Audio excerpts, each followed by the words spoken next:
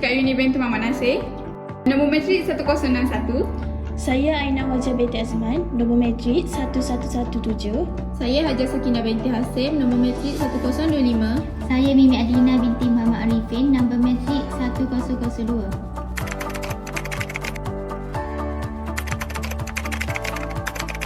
Pengenalan kepada integriti ialah integriti merujuk kepada kualitas seseorang atau suatu institusi yang merujukkan kejujuran, keadilan dan tingkah laku yang etis, konsisten dan nilai-nilai moral dan etika yang diterima secara luas. Ini mencakup aspek seperti kejujuran, tanggungjawab, transparansi dan keteguhan dalam memegang prinsip bahkan di hadapan tekanan atau godaan untuk bertindak sebaliknya.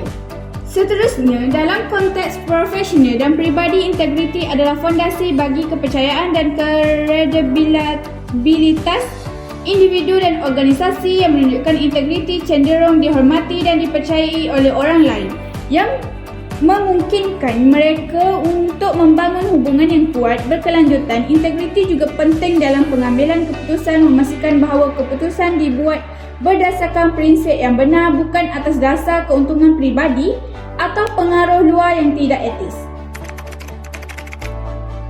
Faktor yang merosakkan integriti masyarakat Malaysia yang pertama ialah korupsi. Ini adalah salah satu faktor paling merosakkan integriti.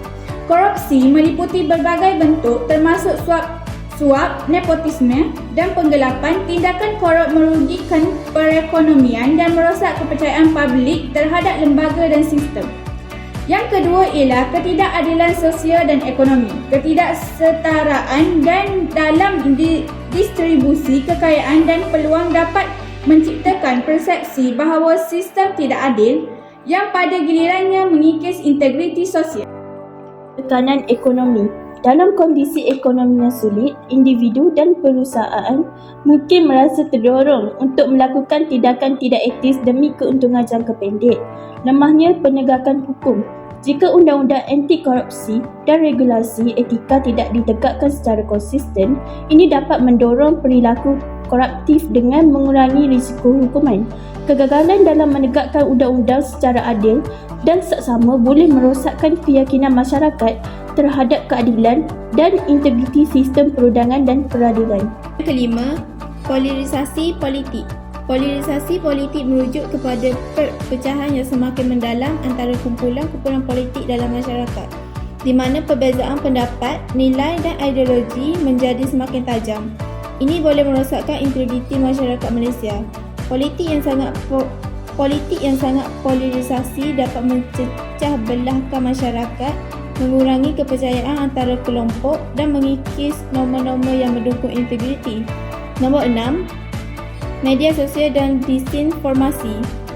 Pengaruh buruk dari media sosial dan media massa yang tidak bertanggungjawab dapat menyebarkan informasi palsu serta boleh mempengaruhi persepsi masyarakat dan merosakkan integriti masyarakat. Faktor yang seterusnya ialah kurangnya accountability dan transparansi. Kurangnya accountability dan transparansi merupakan isu serius yang boleh merosakkan integriti masyarakat.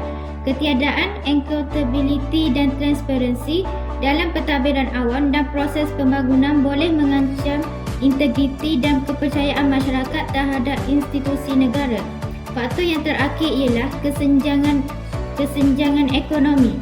Kesenjangan ekonomi merujuk kepada perbezaan yang ketara dalam pendapatan dan kekayaan antara individu, kumpulan atau wilayah dalam sebuah masyarakat. Ini adalah masalah serius yang boleh merosakkan integriti masyarakat Malaysia dan menjejaskan stabiliti sosial dan ekonomi. Perbezaan pendapatan yang besar antara kumpulan etnik boleh mencetuskan ketidakadilan dan ketegangan sosial, mengancam integriti sosial dan ekonomi. Soalan ini ditujukan kepada Hajar Sakinah. Apakah yang dimaksudkan dengan integriti masyarakat? Integriti masyarakat merujukkan kepada keseluruhan kejujuran, ketelusan dan moraliti dalam tingkah laku individu dan institusi dalam sebuah masyarakat. Ini melibatkan komitmen untuk bertindak dengan betul, adil dan bersepadan tanpa mengira sama ada orang lain memerhatikan atau tidak. Soalan ini ditujukan kepada Mimi. Apakah faktor-faktor yang boleh merosakkan integriti masyarakat di Malaysia? Terdapat beberapa faktor yang boleh merosakkan integriti masyarakat Malaysia, antaranya rasuah, diskriminasi, kesenjangan ekonomi, pengaruh buruk dari media sosial, politik wang, kurangnya pendidikan moral, kurangnya accountability dan transparansi dalam pentadbiran serta ketidakseimbangan antara kepentingan pribadi dan kepentingan Soalan seterusnya saya tujukan kepada Ayuni. Mengapakah integriti penting dalam pembangunan masyarakat Malaysia? Integriti adalah asas penting dalam pembangunan masyarakat Malaysia kerana ia membentuk landasan moral bagi hubungan antara individu, institusi dan pemimpin. Kejujuran dan tanggungjawab dan saling menghormati membentuk suasana yang kondusif untuk perubahan ekonomi yang mampan dan kesejahteraan sosial yang seimbang. Okey, terima kasih kepada jawapan anda. Soalan seterusnya saya tujukan kepada Aina Wajihah.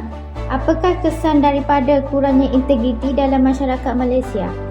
Kurangnya integriti dalam masyarakat Malaysia boleh mengakibatkan kepercayaan yang merosot terhadap institusi dan pemimpin, ketidakstabilan sosial dan politik, peningkatan jenayah dan ketidakadilan, serta penghalangan terhadap pembangunan ekonomi yang mampan. Terima kasih di atas jawapan anda. Itu sahaja daripada kami. Sekian, terima kasih.